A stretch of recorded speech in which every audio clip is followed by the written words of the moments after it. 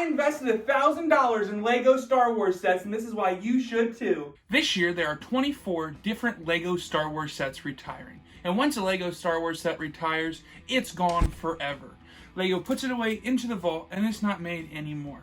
While Lego collecting has remained super popular, this has caused Lego sets to skyrocket in price after retirement, as more and more people want the products but can't get it in stores. Whether it be to build clone armies, whether it be for the minifigures or the building enjoyment itself. There are tons of reasons why people buy Lego sets and why Lego investing has become so popular. In today's video, let's find out which of the 24 sets I've chosen to invest in and which ones I think you should too. The first I'm going to talk about is the one I bought the most of, and that is the Armor's Mandalorian Forge. This is a great set that comes with 3 different minifigures, and I think is going to be a good investment for the price point that you're getting into it at. So for this set, I was able to get it on sale for $20, and I think that's just a tremendous deal. So I picked up 5 of them, and I built one for myself to enjoy. Now, you should never really build the sets if you're going to hold on to them for an investment time. But sometimes, you know, it's fun just to build the sets. I think people can get wrapped up into the money aspect of it, but you should still enjoy these. So I picked up one to build. And why do I think this is going to be a great investment? Well, if we look at it here, we have the armor, we have Paz Vizsla, we have the Mandalorian. And that's 3 minifigures for $20. I don't think the build itself is too anything fancy, but I think these minifigures could really pay off. And I don't think the Mandalorian is going to really hold much value because he's been in a lot of other sets, and we already have better Mandalorians coming out. Now, where I do think the value will be is in the armor and Paz Vizsla. So, depending on what happens in the next season, if they have a huge role, you know, maybe Lego will put out another set with them in. But as it stands, I don't see why they're going to be making more armors and more Paz Vizslas. They might remake one in the future, but unlikely they're going to make both. I don't think they're anything terrific, fantastic minifigures, but they are key people to the show that everyone loves, including myself. The other thing I think is kind of interesting about this is we're getting a Mandalorian helmet that has no print on it. We're getting the little holographic piece for the Mandalorian, and I think those could also help drive up the value for this set. The next set I'm going to talk about is the 501st Legion Clone Troopers, and I think it is possible that this is the most hyped Lego set that's ever released. I've never heard more people hype up and talk about a set more than this set. We have amazing clone building set right here, and clones always perform amazing on the secondary market. However, I don't think this is going to be a fantastic investment for $30 to be put into a set right now. I think there's a lot better options. That's why I only chose to invest into 3 of these. Now, the reason I think that is because next year, 2023, we are getting a new 501st Battle Pack, and it's only $20. So, we don't get the droids. However, I don't think the droids are driving up this set value. Realistically, people don't care too much about the speeder bike or the walker. What they really want are those clone troopers.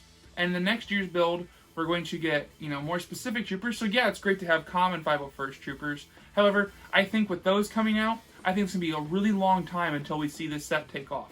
I think with the amount of people that are buying it, which is tons of people. I know people that have literally over 100 of this one set here because they're betting the moon on it. And I just don't see that paying off in the long run with another set coming out and the amount of people that are hyping this set up and buying it and holding on to it for, you know, an investment. I think it's going to become so overhyped and so oversaturated, and then next year we're going to have potentially a better option at a cheaper price point. I think while this set will eventually pay off because it's so iconic, I think that's going to be years and years and years and years, and I think there's much better uses of your money for an investment right now. So that's why I only invested in 3 of the 501st Legion Battle Packs. Now for the next one, let's talk about the Ahsoka sets we have this year. We have 2 sets that feature Ahsoka, a very popular figure, a very popular character, one of my favorite of all times. And with that, you know, you kind of do have to do some picking and choosing a little bit. So full transparency, I have more of these sets on the way. It's just a matter of they have not gotten to me with shipping yet, and I want to get this video out to you guys so you have time to really get out there and invest in some sets yourself. So currently, I have the 2 featured here when it comes to Duel on Mandalore, and that comes with a Darth Maul minifigure and Ahsoka, and I have another one of those on the way, so that'll be 3 of those I've purchased. I was able to get those for $12.99, which I think is a really good deal for the 2 minifigures. Ahsoka's always going to be a popular character, unless Lucasfilm does something absolutely crazy to her to make people not like her. So I think that's a great investment. Darth Maul I also think is going to be a very popular character because we don't get a lot of Darth Maul. And he's already iconic, and he already has a huge following. and I think that's going to keep going on as we get more and more media with him in it. So the other set that features Ahsoka is the Armored Assault Tank, and that's a set that I have a little bit of a controversial opinion on. So it's a $40 set, so it is overpriced. I think everyone can acknowledge it's overpriced, which can lead to either two things going on, personally, I think, for the long run. One, a lot of us aren't investing in it. I have the one set here. I have another set on the way, just because I don't want to spend $40 on that set, because I think there's a better option to put my money into. But I do think it has a lot of potential. So if the Ahsoka Clone Trooper in this set is not re-released, and this is the only set we ever get it in, I think it's going to be crazy valuable. I think it'll be insane. However, I only bought 2 of them, so that kind of tells you what I think about this figure. I think the figure will definitely be re-released in another set. Or I think a factory in China will be pumping out the helmets, because the body is the same as the 501st Troopers, nothing exclusive there. The only exclusive aspect of the Trooper is the helmet. And there are factories in China that pump out bunches of Lego parts, and you're going to say, oh, those are bootlegs. There are factories that make the actual Lego stuff that pump out stuff on the side. That's why if you go online, a lot of times you can find some minifigures for cheaper, but there might only be a few of those minifigures. For instance, with the UCS Star Destroyers right now, there was a factory that makes that was pumping out tons of these exclusive minifigures, which has really driven down the value of that set's minifigures. Easily, I think they can do that with the helmet. I don't think that helmet's going to be rare enough to drive up the value long term if that happens. Another thing I think is really bound to happen with that is LEGO's using that Clone Trooper on the box art for all these Clone Wars sets. It's the figure they've chosen as the mascot, which makes me think they're going to want to make that figure a little bit more accessible. So I could see maybe next year or the year after that figure coming back out with another set. And if that does, I think that'll really kill this value, because all the investment aspect to me in this set is going to be in that Clone Trooper. We have a cheaper option to get the Ahsoka. We don't really care about battle droids. Sure, they got some green on it, but historically speaking, battle droids don't have a lot of value. The build itself for the tank, not that cool. So really, I think all the value and all the investment aspect is going to be in that one Clone Trooper. So that's why I haven't went all in on it like some people have, but I think it really could blow up long term if that stuff doesn't happen. So I still picked up a few. And if you think that stuff isn't going to happen, if you don't think the helmets are going to be flooding the market eventually, if you don't think it's going to be re-released, and this is definitely a set you want to pick up. However, I think that stuff will happen. The next sets I want to talk about are the helmet sets. I think these are really cool sets and ones I've really enjoyed building. So far, I've picked up 2 of each of the sets. Picked up 2 Biker Scout helmets and 2 Boba Fett helmets. But I did build the one Biker Scout helmet because it's such a cool build. And I do actually plan on picking up a 3rd Boba Fett helmet to build.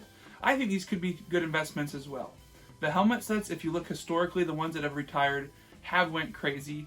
I do think that means that people will be investing more in these, which if more people invest, they'll be worth less in the long run. However, the Biker Scout helmet, I think, is just a very cool build, very iconic helmet. Is it a Stormtrooper helmet? Maybe not. However, this build is way better than the Stormtrooper helmet, and it's already went up a ton in value. The Boba Fett helmet, it was already going to be retired once, but they kind of kept it on the shelves because of Book of Boba Fett coming out. I get why they made that decision. So yeah, it's been out on the shelves longer. However, Boba Fett is a must-have character in your collection. People love collecting Boba Fett. If you're a Star Wars fan like I am, you know how iconic he is and how people always want him in the collection. So I think that helmet will be going up and up and up and up and up. Next up, we have the sets I only even bought one of as an investment, and that is the Imperial Probe Droid and the Imperial Shuttle. So let's start off with the Imperial Probe Droid.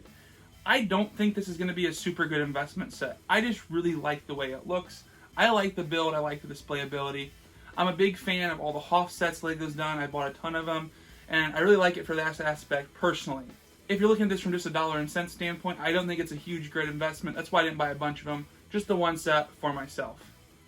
Now, when we come to the Imperial Shuttle, I got this on a great deal. It was on sale. Most all the sets I pick up for LEGO guys, I buy them when they're on sale. Highly recommend you find those Black Friday sales, those into Christmas sales, and whenever they have those deals, pick up the LEGO, because that's going to be the best prices you can find at is when it hits those sales. Now, I got a great deal on this set, and I think it's going to be an okay investment piece. I don't think it's going to be potentially as good as the old shuttles. However, if we look at the past 2 Imperial Shuttle sets, they have kind of went a little bit crazy. Now, they both have better minifigure selection in this set. However, it's still a good build for the ship itself. It's a very iconic ship for Star Wars, and we do get 3 nice minifigures with it. Do I think those minifigures are going to carry the set like it has in past versions? No. But I do think it's a pretty good investment, especially when I was able to pick it up for $40. Now, this is the set I believe in the most. This set I think is a great investment, and I think this set will skyrocket in retirement, and I think it's going to skyrocket because of a few reasons. So number one, we have great minifigure selection. Now yes, the Mandalorian Loyalist has already been re-released in a polybag. I don't see it being put out a ton more. The Bo-Katan I could see maybe coming out in another set. However, I do see a big possibility of that being a different print version of this figure, because Bo-Katan is a big deal in The Mandalorian. But the main reason I think this set's a great investment is because of Gar Saxon. That figure is B.A. and it is a great named character. It's a Mandalorian, which will always be popular. It has a great character design, and I don't see it coming out in any other sets. I can't think of a reason why LEGO would put it out with another set. He's not huge enough like Bo-Katan to maybe be featured in another set, but he is pretty cool, and this is the Clone Wars design of that figure. Now, this set has been made before, and it came with a pre-Vizsla and some more Clone Wars styled figures. That set, you could say, oh, it's been re-released now. So yeah, there is a rumored rebuild Mandalorian Starfighter for next year. That set, from what the rumors are showing, is not as detailed as this set, and the minifigure selection is not as good. I think this set will maintain value because it's a superior build with superior minifigures, and I think that Gar Saxon figure will be in high demand as the years go on. So that's why I have these 4 plus another one on the way. Make sure to get out there and get these sets while you can, and check out this great video right here. Thank you for watching, have a great day, and may the Force be with you.